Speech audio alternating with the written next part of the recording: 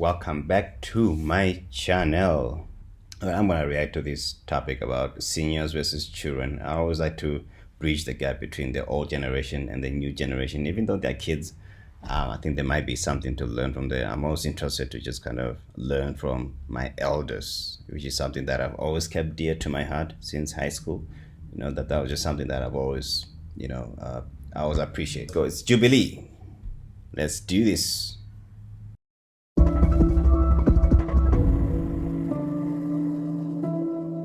I am afraid of death. Those who agree, please step forward.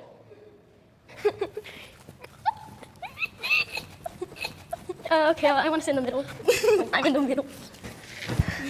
I feel like life is really short and you have so much to achieve in that period. And in that short period, you need to show the world your purpose. Yeah, it's like... Hold on a second. You feel like life is so short. What do you mean? You haven't even lived yet. I get what he's trying to say. But, it's still a kid, man. You still don't really know much about life now. Come on, young man. All right. I think it's just one of those things where, it's a child. He's just kind of reciting what he's typically heard people usually saying. They simulate what they hear. But I get what he's trying to say. Of course, we know when you're grown up that life is short. But I actually had a close-death experience not that long ago, and that was scary, so I'm gonna say it is even scarier to actually have it happen. Well, death is probably going to be scary for me because I'm a crybaby. I can barely handle heights. If you wanted me to be on a roller coaster, I will be crying even before it started. Yeah, but the thing is that if you don't take risks, how will your life journey be rewarding? If you guys are afraid of heights, what if you try to overcome it, and what if that makes your life more memorable? I tried to, but I kind of did enjoy it, but at the same time, it felt like I'm about to die. Now can I have the disagreeer step forward? Okay. Very interesting. A very innocent viewpoint there. I think that's kind of like what you usually immediately pick up. Children have a very interesting way of taking life as it comes, and whatever sounds positive, they go with that. Regardless of whether they really fully understand the gist of whatever is being said, they just kind of go with it. You get a lot of these life lessons in cartoons as such. And I feel like that's where a lot of it comes from. Like when the kid said, I feel like life is too short, you know what I mean? You hear that a lot of times, even though they might not really fully comprehend that because they're still growing and developing and experiencing a lot of things. But I just love the positivity that comes with a lot of what they say. Death is part of living. It happens to everybody, to some people sooner than others. But the important thing is to try and live your life how you think you want to live it. I don't know how. It's not an easy thing. When you lose someone you love, you learn to live without them. And hopefully you gain something from your relationship with those people. I agree with you. And I honestly thought that I was ready for death until if I'm bleeding, I'm already scared and crying, and I'm already thinking that I'm dying if I'm already bleeding. But death is just a part of life. I equate death sometimes with a tree. What is happening to the trees now with their leaves? They're falling. They're falling, that's right. They're getting ready for new leaves to come in the springtime. And it's just a natural part of life. Yes. Okay. Now that I'm getting to my twilight years, I'm wondering what is going to happen after I pass away. And that is the thing that I think about more than anything else. I'm not a believer of God, and I always just wonder what is the purpose of being born and what is going to be the hereafter. That is something, of course, no one will be able to give you an answer on that. But I do believe in reincarnation. I feel that I'm coming back to Earth as maybe a newborn, or maybe as an animal, or something like that. In our religion, we have... Yeah. Typically when I hear people talk about this type of things, being a man of faith, there's always a backstory behind people. So when he says what he says, I don't typically really take it as that's what he means. That's just what he's saying, probably because there's a life experience that he's had. Maybe it has to do with death. That makes a person to sort of think twice about, okay, is there really a God? If there was a God, then why would this happen? People struggle and wrestle with a lot of things. I guess confronting God about it and, and being angry with God and not having the answers and so on just becomes one of those things. So it's just one of those things, Yeah, I guess it's just never really too late. You'd be surprised, you know. I guess maybe it's just one of those things where he needs somebody to just talk to and make peace with that. But that's really what I hear when it comes to that aspect. But yeah. In our religion, we have something called karma. So it's your good deeds come back to you, and your bad deeds in the afterlife come back to affect you. And that's why I feel like the period you have from like being a child, growing up, just progressing through life, it's so important. But still, like that thought lingers in the back of my mind. Is there something that will come to affect me? Well, my son-in-law's father died, and I flew back to Oklahoma City for his funeral, and I did not see one wet eye in that funeral service.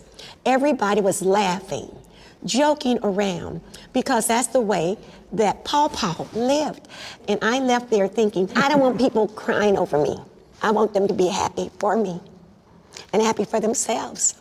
If you go to see, let's say, a gravestone, and there's a dash between 1900 and 1970, the most important thing is that dash. What happened during that dash? Yes.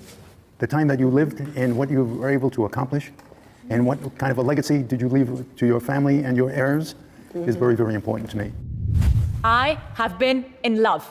Okay. All the time. It's almost like this time. All of them, of course. I mean, all these kids. Unless you're counting family members. Actually, yeah. I suppose neither one of you are married. No, it's love in a different way. Love is it's such a interesting force. It brings people together. It separates people. But like still, yeah, of course, I have close ones, and I do dearly love But them. love can also be that dagger in your heart. My God, yeah, you're totally right. Well, for me, yes, love can be hard because for me, loved ones, we usually fight more than I fight with a normal person. But for me, that just shows that you really love them. Like, I love my family because they're really nice to me and they really care for me. That's wonderful. But what if they did not treat you nicely?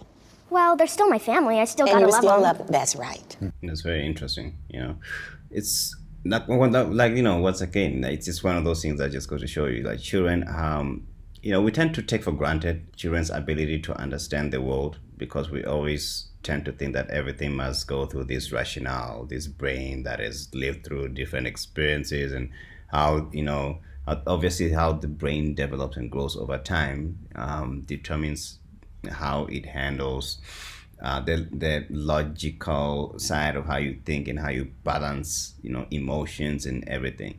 But at the same time, it also takes away, all those experiences take away from that pure unadulterated way of thinking that we lose as we grow up. We lose from our childhood, and children still have that sense of innocence and so on, till they experience a lot of betrayal and they start losing trust and confidence in people and so on. So it's always interesting how when you hear that, you kind of forget just how simple certain topics are, how simple it is for one to express how much they like a person or love a person. It's one of those things, man, you know. And it's interesting because they're not even talking about love from a relationship perspective, like romantic perspective, but it's because love is much deeper than that. When we study the Bible puts it in different categories that help us to understand the framework of love. It goes beyond emotions. I am very fortunate. I've been married to this lovely woman for 63 years. Wow. Oh my God. So it's virtually a lifetime. We have 3 daughters, 7 grandchildren, and 3 great-grandchildren. Somebody asked me, how is it that you managed to be married for 63 years? And I answered, love is a different story. Love is a person who cares about you, you care about that person. If you're married a long time, you experience a lot of things. And some of them are very difficult, and a lot of them are really wonderful. So I always told our children, you have to make time for all the good times. I love my family, my parents, my pets, and everything. But when people say like in love, I've like never had like a crush or anything. I've never had like a boyfriend or girlfriend. No, none of that. No. I feel glad that I'm not in love yet because I don't at all feel ready. I want to be those people who don't have a crush and nobody has a crush on them. Because that's weird. Like that probably makes people think that I'm cool, and then it makes them have a crush on me, and then they'll get a crush on me, and then I'll have like an army of 20 boys following me around. I'm like, ah.